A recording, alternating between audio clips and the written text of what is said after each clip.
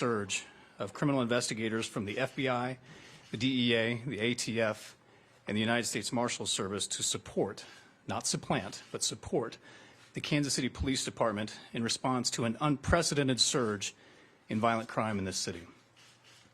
With the enthusiastic support of his grieving parents, the operation was named in honor of 4-year-old Legend Taliaferro, who was senselessly killed as he slept in his family's apartment. His parents want Legend's legacy to be a reduction in the violent crime plaguing cities across our country, and we are honored to have them with us today. Operation Legend is working. In just 4 weeks, it's resulted in the arrests of 18 homicide suspects and the seizure of over 70 illegal firearms. In June, Kansas City had more than 3 killings every 4 days. Since our announcement on July the 8th, that rate has been reduced to fewer than 3 killings every 5 days. Our clearance rate, that is the rate of homicides that are solved and referred to a prosecutor, has increased from 34% on June 1st to 45% today. There is much to be done, but to use the parlance of our day, we are flattening the curve. But this is not about numbers. This is about people. People like Legend, who survived heart surgery as an infant only to be killed by a criminal. His life mattered. It's about people like 8-year-old Brian Bartlett, who was killed in his sleep last August. His life mattered. I know what it means to be the victim of gun violence. When I was 5 years old, I saw my mother shot in a robbery attempt. Violent crime is terrifying. It destroys people, and it destroys communities, and it has to stop. We must have the rule of law. We're grateful here in Kansas City to have these additional resources, and we are gratified to see Operation Legend expand to other cities represented by my colleagues behind me here. It's now my privilege to introduce the Attorney General of the United States, the Honorable Bill Barr, to talk about the impact Operation Legend is having across the country. Attorney General. Thank you, Tim, and good morning, everyone. And I'm pleased to be here in Kansas City this morning to give you an update on Project Legend, Operation Legend, one of the most significant law enforcement operations in the Department of Justice. And I'd like to thank Chief Smith, the chief of the Kansas City Police Department, for his superb leadership and for hosting me today. We launched Operation Legend in Kansas City, and one of the key factors in that decision was that we were working with a superb police department and outstanding police leadership. 3 weeks ago, we've substantially expanded Operation Legend, and we are now underway in 9 U.S. cities. As Tim mentioned, the operation is named for Legend Taliaferro, a 4-year-old boy who was shot while he was asleep in his apartment. For us, Legend is a symbol of the many hundreds of innocent lives that have been taken in the recent upsurge of crime in many of our urban areas. His life mattered, and the lives of all of those victims matter. His name should be remembered, and his senseless death, like those of all the other innocent victims in this recent surge, should be unacceptable to all Americans. Through Operation Legend, the federal government has dispatched to the 9 cities, these 9 cities, more than 1,000 additional agents to work shoulder to shoulder with our state and local partners. And when I say shoulder to shoulder, I mean literally. I just had the pleasure of visiting the Kansas City Police Department and meeting the homicide squads, the 4 homicide squads and the 2 assault squads, and visiting with them, the Kansas City Police detectives on those squads, but embedded with those squads are FBI agents, DEA agents, and ATF agents, working literally shoulder to shoulder with them to crack these cases. Here in Kansas City, for example, there are 185 additional agents from the FBI, DEA, ATF, and the U.S. Marshals.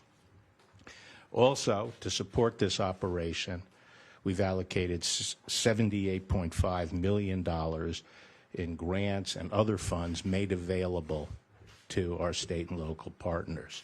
These grants, for example, go to support additional police positions.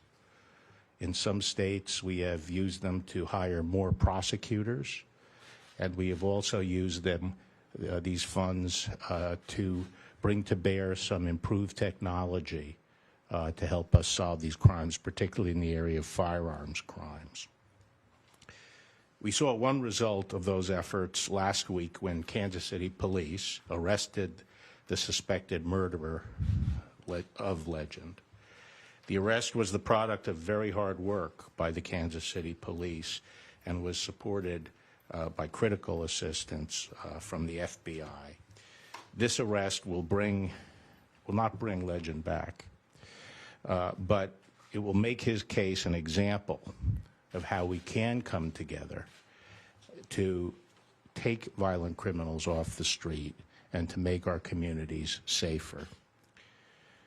Legend's mother and father are here, and when I met her in Washington, I promised Sharon that Legend's death would not be in vain, and he will inspire us to greater efforts to make Kansas City safe. And Sharon said that she also strongly supported expanding our efforts beyond Kansas City so that other communities around the country can be made safer. So I'm here today with not only Tim, the U.S. Attorney here in Kansas City, but the Deputy Director of the FBI, David Bowditch, who was instrumental in launching Operation Legend. And the other U.S. attorneys from Chicago, St. Louis, Detroit, Cleveland, Memphis, Milwaukee, Indianapolis, and Albuquerque. They're deeply committed to this operation, and we have some encouraging early results. To start, I'd like to put things in a bit of context. The most basic duty of government is to provide for the safety of the community. In 1991 and 1992, first time I was Attorney General, violent crime rate that year was at an all-time high in the United States. It's never been higher. And for the 3 decades leading up to that year, violent crime had tripled in the United States. At that time, we made the decision in the federal government to dramatically increase our role to focus on combating violent crime. And we launched a series of initiatives focused on drugs, drug organizations, gangs, and gun offenders. And we also expanded our close collaboration with state and local law enforcement and built up task forces to go after these violent offenders and predators. And over the next 25 years, the crime has steadily fallen, and it's now half of the level it was in 1991 and 1992. That's a lot of lives that have been saved. Now, in 2015 and 16, it went up a little bit, but I'm happy that at least during the last 3 years of this administration, it again is on a downward trajectory, except for this year, 2020. Well, we haven't finished the year yet, and we haven't looked at all the nationwide numbers reported yet. This could be a bad year for violent crime and arrest a trend that, as I say, has been going on for almost 30 years. This spike may have a lot of reasons behind it. I think some of it may be the pent-up aggression prompted by state and local quarantine orders. I definitely feel a lot of it is due to the premature release of dangerous criminals by the courts and by prosecutors. And I think it also is related to the efforts that we've recently seen to demonize police and to defund their work. Operation Legend is the heart of the federal government's response to this upturn in violent crime. Its mission is to save lives, solve crimes, and take violent offenders off the streets before they can claim more victims. Rather than demonizing and defunding our police, we are supporting and strengthening our law enforcement partners at the state and local level. So far, federal state task forces involved in Operation Legend have made almost 1,500 arrests. I think it's 1,485 to be precise. And many of those arrests are for violent state crimes, including 90 homicides, like Legend's murderer. That's more than 90 suspected killers who might still be on the streets without Operation Legend. And in many cities, as I said, the operation is just getting started. Now, we make decisions as we go along in consultation and jointly with our state partners as to whether it makes more sense to pursue a case through the state prosecution system or through the federal system. And so prisoners are charged in both under this operation. Of those arrested, we have charged more than 200 for federal crimes, and that includes more than 100 charged for federal gun crimes, 21 of which have been here in Kansas City. Now, bringing federal charges is helpful because in many states it is very hard now, today, to keep violent criminals in pretrial detention. They're just let right out on the street again. But in the federal system, we have a better ability to hold on to violent offenders, keep them in custody, pending disposition of their case. This is critical for community policing. We hear a lot of talk from people about how important community policing is, and it is, and good police departments have that. But the essential ingredient for it is that the community feels safe when they're dealing with the police and they're providing information to the police. And what typically happens is that where there is no pretrial detention and people in the community feel that the criminals are going to be right back out on the street within hours, they're extremely hesitant to work closely with the police. So this is a very important tool. It's a tool that the states need. But during this period with such high murder rate, we're stepping forward so that we can help keep some of these offenders off the streets. And it's also important because in far too many states, the sentences are too lenient and do not incapacitate these violent criminals long enough and do not provide a deterrent and do not encourage them to cooperate once they're captured. And in the federal system, we have very strong sentences for violent crimes, and that helps us get further information from these offenders. And criminals know that. They know that the federal system means business, and we're putting them out of business of violence in our cities. Our work is just getting started. Well, let me just pause and say there have been a number of photographs of guns appearing on this screen, and one of the important developments of Legend has been the seizure of hundreds and hundreds of firearms in our Legend cities. Here in Kansas City, I think 78 firearms have been seized, and as you can tell, these are not pop guns.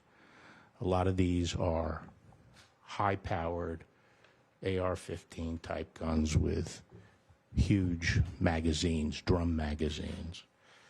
So getting them off the street is saving lives. And we are using very sophisticated ballistic investigation technology to pursue more than 500 leads to solve more gun crimes. So our work is just getting started. There's no more important mission for the Department of Justice than keeping our communities safe. And through this operation, we're going to continue working with our state and local partners to do just that. So now I'd like to ask Chief Smith and Legend's mother, Sharon, if they would like to say a few words, and I'll start with you, Chief Smith.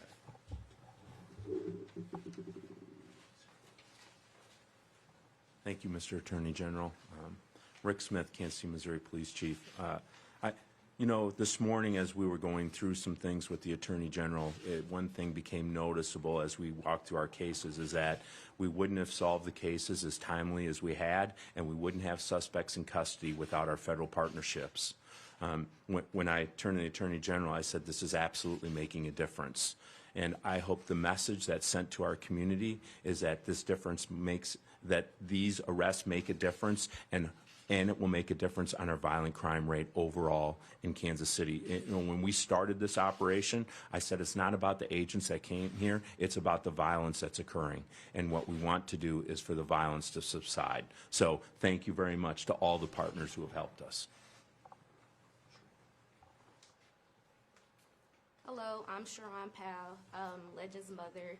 I just want to say thank you for everyone that had a helping hand into solving my son's case. And I also want to thank the community, because I know for a fact we had a lot of tips and help from the community. So I truly appreciate the help that we had.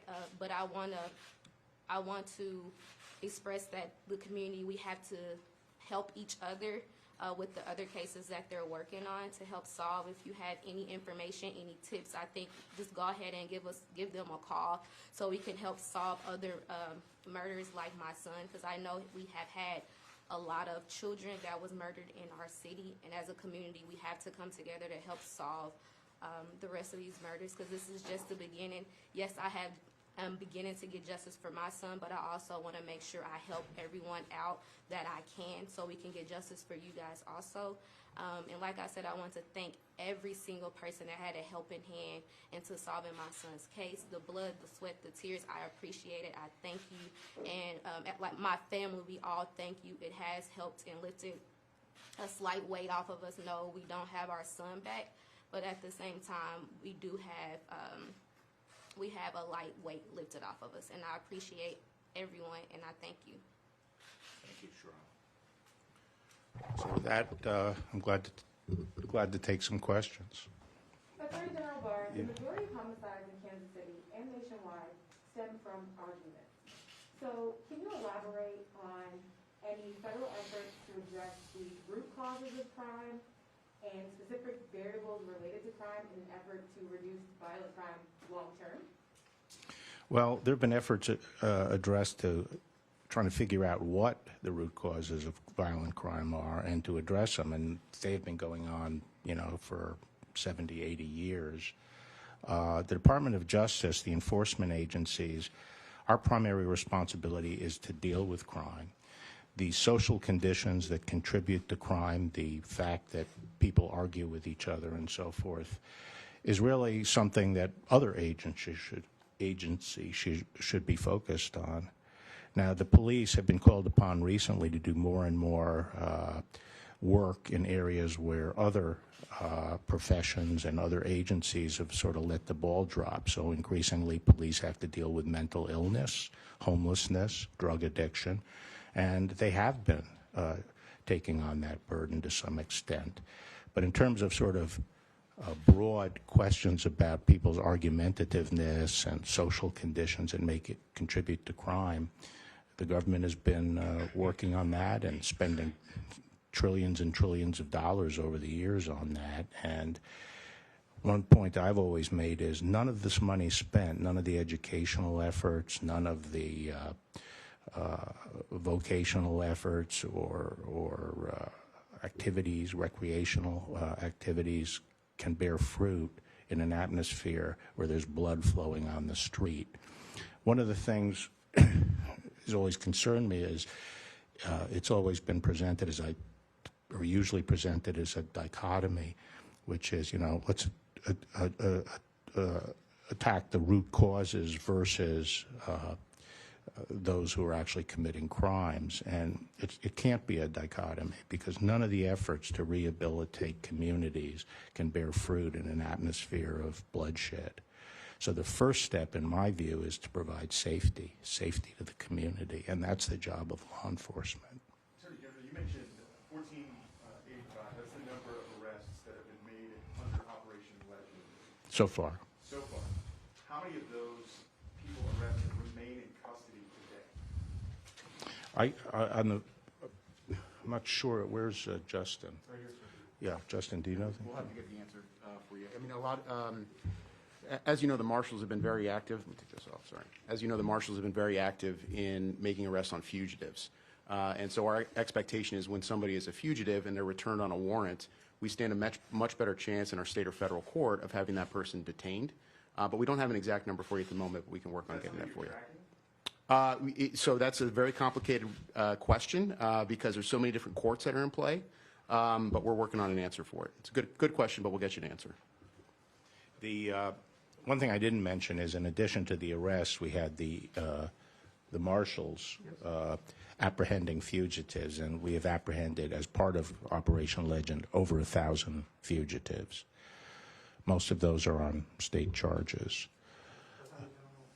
Operation Legend was a federal initiative, but the person that was charged with the homicide, killing Legend, was only facing state charges.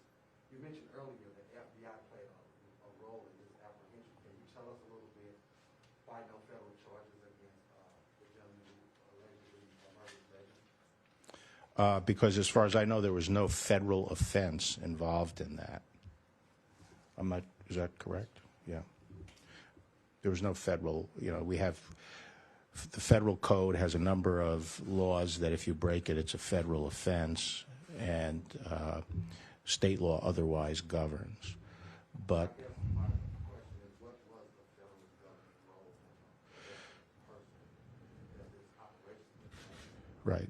So I'm going to ask the Deputy Director to comment on that. But let me just say generally what I was trying to describe to you is these are task forces where you have both state and federal officers working cases, and then decisions are made as to whether it's better to charge it as a state case or a federal case. So the federal government will assist state law enforcement as they pursue investigations of state cases, and then sometimes it's found out during that investigation that there has been a federal violation as well, in which case we sometimes charge that as a federal. But as to the specifics in that case, my understanding is that both the FBI and the U.S. Marshals assisted the Kansas City Police. I'm not sure whether Chief Smith or Dave Bowditch would address that. Yeah. Well, good question. First off, I think it's important to understand, as the Attorney General mentioned earlier, we work side by side, and when I say we, I'm talking Department of Justice components to include the ATF, the DEA, the U.S. Marshals, and the FBI. We work side by side with state and local detectives across the country in all the major cities and many of the smaller cities. I'm not going to get into specifics of this particular case because it is now going to be adjudicated. What I will say is it's very common for us to, all of us, to conduct surveillances, search warrants, interviews, social media exploitation, general court process, and general investigative techniques as part of our task forces that are both joint and federal task forces. Do you want to add something? Yes. Of the 18 local cases that have been arrested in homicides that I think Mr. Garrison mentioned earlier, how many of those have been charged at this point? Tim? It's my understanding that 5 have been charged. General Clark, can you provide any update on the unrest in Portland, whether additional federal resources have been brought in there, and obviously a video of a man being beaten, crashing in a protest has gained some traction online. Is there any federal investigation at this point, or are any of the other components involved in that? Maybe expand a little on that. It's my understanding that we now have a suspect in that beating. And in terms of federal resources, there hasn't been any significant change in the federal resources there. I think, the FBI has been providing investigative personnel to help pursue some of the investigations. Out of the 1,500 arrests, how confident are you that you'll be able to have the evidence to ultimately lead to convictions in these cases? Well, I think, I'm pretty confident the evidence will be there, but I think one of the problems we have in the criminal justice system now is revolving door justice. And I think too many criminals, to tell you the truth, during my exposure to the law enforcement community, which goes back over 30 years, there's one constant, which is the police do their job. The police do get the suspect and get the evidence. The system falls apart in the prosecution and trial and sentencing stage. And what's happening these days in the country is we're going back to some of the old practices we followed in the 60s and 70s, where there's revolving door justice and people are not being held. They're not being held before trial when they're dangerous. They're not being sentenced to prison, even though they're violent. So that increasing number of these people have serious criminal history records and they're out on the street. That's the problem. I think if you go to most of these big cities that are experiencing an increase in violent crime, and you go to the police departments, they will know who the shooters are. They will know exactly who the shooters are. And there are not that many of them, relatively speaking. 200, 300. That if you took off the streets, you would more than half violent crime. That's my impression, and I'm now I'm not necessarily talking just about Kansas City. I'm just talking about all the cities generally. You mentioned 1991 and 92, tough on crime. Well, that tough on crime approach led to mass incarceration, mainly black folks and brown folks, Hispanic folks. Why does the DOD want to go back to that? Well, actually, that's wrong in this sense. I think the mass incarceration has been thrown around, but I was talking about the incarceration of chronic violent offenders, violent criminals, and I hope no one is suggesting that they shouldn't be incarcerated. I think what people refer to as mass incarceration really refers to the harsh, long sentences for minor drug distribution or small amounts of drug distribution, which led to a very substantial increase in the prison population. I'm not talking about that now. I'm talking about getting shooters off the street. Attorney General Barr, can you address people who in the community who say that Operation Legend and things like this are an overreach of the federal government? I mean, there were people in Kansas City, including our mayor and one of our congressmen, at one point who were against Operation Legend coming to Kansas City. Can you address those people? Sure. There's been a lot of confusion in the media, some of it not unintentional, confounding two different aspects of law enforcement. One is dealing with civil unrest, rioting, and the other is the classical, traditional work that law enforcement does, finding criminal suspects and prosecuting them. And what Operation Legend deals with is the latter. And we've been doing that in the federal government for decades. As I said, we stepped it up dramatically in the early 90s. But working on violent crime and working with state and local government, that's what the Department of Justice does. And we've done it a long time. And what this is ratcheting it up and targeting at the shooters in selected cities where there's a high homicide or non-fatal shooting rate. I think a lot of that rhetoric came at a time when the narrative, as the press calls it, was in taking shape in Portland, that the federal government was overreaching by going in to suppress demonstrations. And during that, it was in that environment that I think some people made misinformed comments about this law enforcement initiative. As a follow-up to that question, you know, we've talked about the success of successes of Operation Legend so far. You all are pulling out of Kansas City, as I understand, in September. So what comes after this? Like, how is this operation going to continue to be successful in Kansas City after the 185 people that are here helping pull out? Well, we're not pulling out of Kansas City in September. I mean, we always will have a strong law enforcement presence here, and it's really a question of adjusting the levels of additional resources that remain committed, and that's a moving. I mean, that will be considered as we go along. As long as we're successful and taking bad guys off the street, we'll be here. You mentioned the revolving door earlier. Mm-hmm. Of the justice system. As I calculated here, you mentioned 1485, that's the number of arrests, but only 200 charged with federal crime. That's about 13.5%. No, but that's not the revolving door. That's the decision of where they're going to be charged. Are you implying that the state and local courts or that revolving door, letting people out? Of course, we're in the middle of a pandemic. A lot of these criminals who may be getting arrested may be getting back on the street. I guess it goes back to my earlier question about, are you tracking them? Are you able to track if these criminals that you're arresting are back on the street?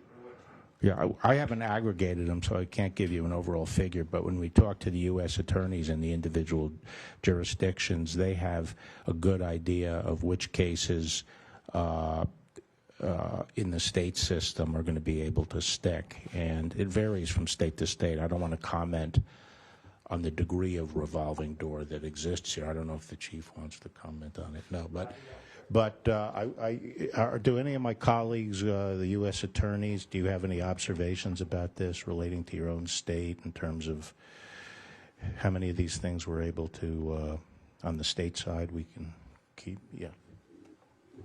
I'll just say this. On the fugitive warrants, these warrants that are where we're making arrests in these warrants, these are violent criminal warrants, right? So these are people who are charged with aggravated assault or homicide, very serious crimes.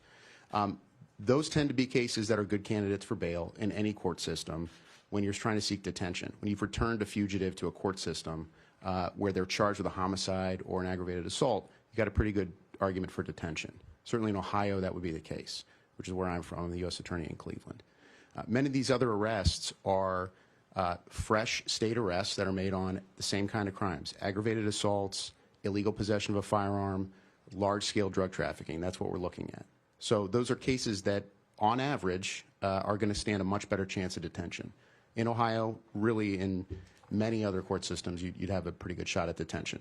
But I can only speak for Ohio. Sir. Okay. Chief Smith? Yes. Chief, record pace of homicides here, low clearance rate, the federal government is here helping you. You said they helped you. What does that say about the local police efforts to clear homicides here in the city?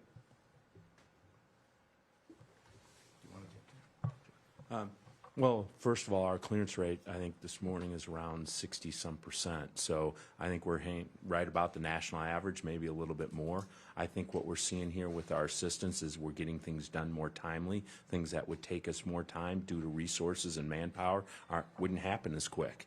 And just forensically, all kinds of things, analyst staff, other things that are helping us out make the system and our investigations move so much faster than they would have if we did not have the help. Attorney General, you were talking about Operation Legend include preventative efforts to limit access to firearms to prevent homicides from happening in the first place? Well, I think in terms of ATF's efforts, in terms of going after straw purchasers and other ways that people get access unlawfully to firearms, the answer to that is yes. Okay, thank you. Attorney General, can I ask you one more question?